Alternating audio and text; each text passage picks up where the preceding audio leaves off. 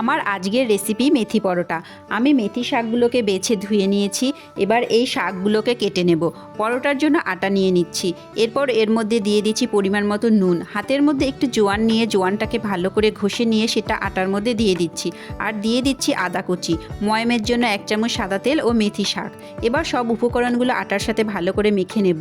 তারপর 1 চামচ কাশ্মীরি লঙ্কার গুঁড়ো দিয়ে ভালো করে আটাটা মিশিয়ে নেব। এরপর অল্প অল্প করে জল দিয়ে আটাটাকে মাখবো। আটা মাখা অলমোস্ট কমপ্লিট। একটা কথা আপনাদের বলে রাখি, শাকটা যেহেতু এখানে আমি কাঁচা ব্যবহার করেছি, সেই জন্য আটাটা বেশ শক্ত করে মাখবেন। খুব নরম করে যদি আটাটা মাখেন তাহলে এই পরোটার আটাটা কিন্তু পরে নরম হয়ে যাবে, কারণ নুন দেওয়া আছে, মশলা দেওয়া আছে, শাকের থেকে জল ছাড়তে শুরু করবে। সেই জন্য একটু শক্ত করে আটাটাকে মাখবেন। আটাটা আমার মাখা হয়ে গেছে। এবার এটাকে 10 মিনিট ঢাকা দিয়ে রেখে দেবো। এবার পরোটাগুলো বেলবো।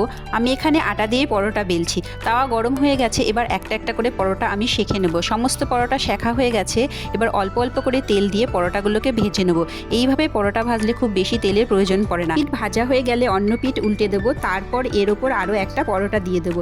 এইভাবে আমি একসাথে 4টে পরোটা ভেজে নেব। মিডিয়াম হিটে আমি পরোটাগুলো ভেজে নেব।